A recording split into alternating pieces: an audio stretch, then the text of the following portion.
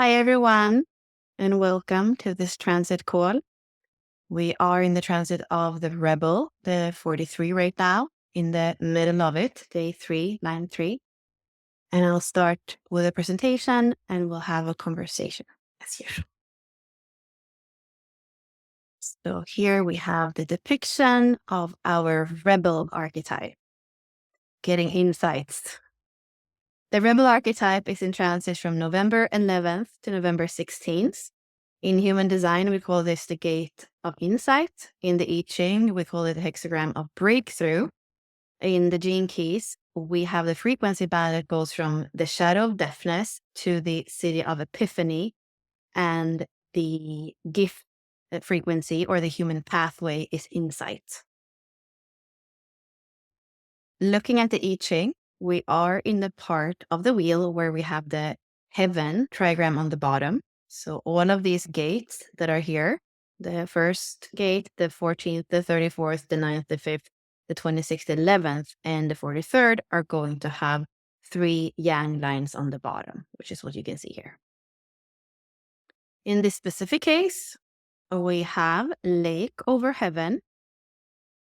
Lake over lake is the same as hexagram 58. Heaven over heaven is the same as hexagram 1, which create this braid. The shadow of deafness is dissatisfied entropy.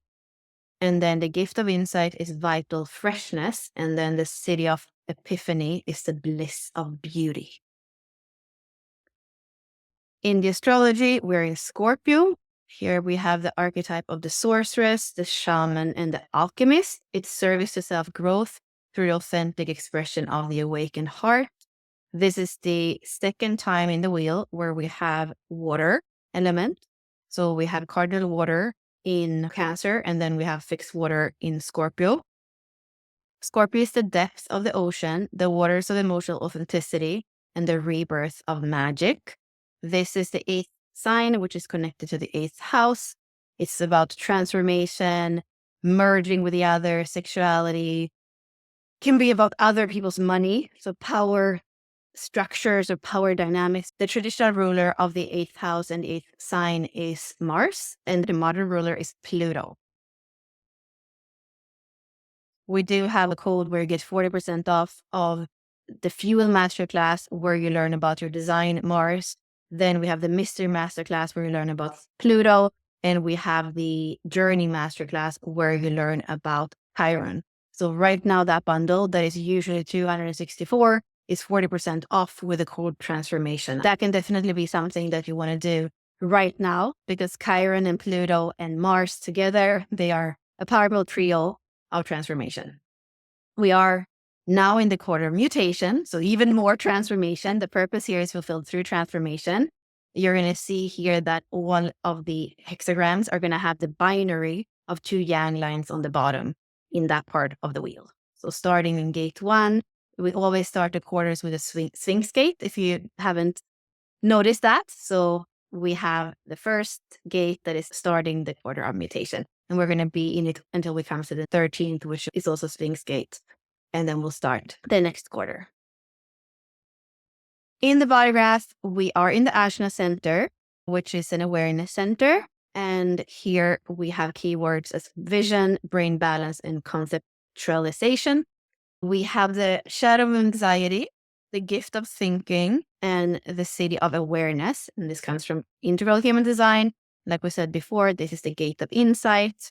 Here you have the other Ajna gate, the 47, the 24, the 4, the 11, the 17. The harmonic gate is here. You have the same harmonic gate and the programming partner.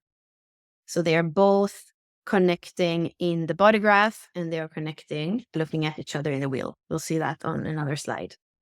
Here we have the channel of structuring. It's a projected channel. We call it a design of individuality, and it's genius or freak.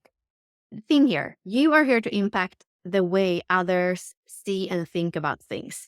You're capable of innovative thinking, and unless you can explain your thinking clearly, you will drive others away. Learn the right timing for when to speak and when not to.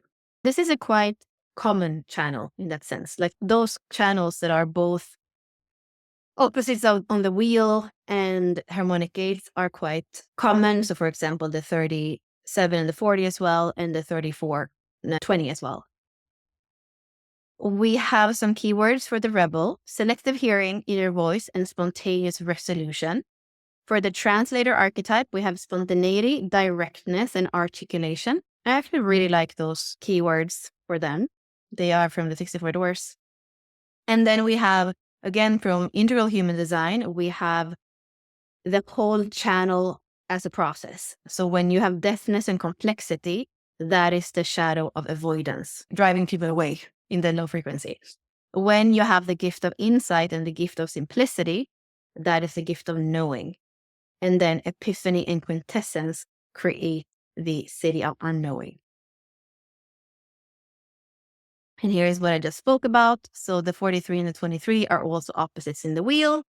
And we have the 23 in Taurus, and that's opposite Scorpio.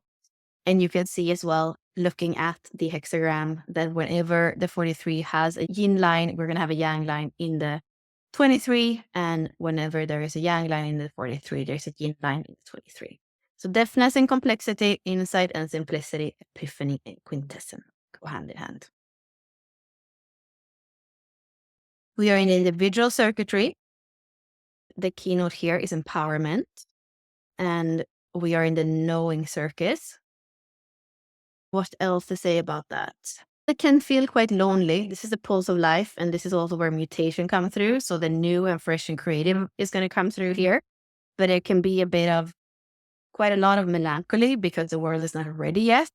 Or you can't force it. You know that something is coming. You know there's an insight. You know there's a pulse of creativity of something, but you have no power over it in terms of timing. So there's a lot of patience that kind of need to be cultivated here for it to not be unbearable. I would say that there is some existential despair living in the circuitry and a sense of melancholy or aloneness. That's quite powerful.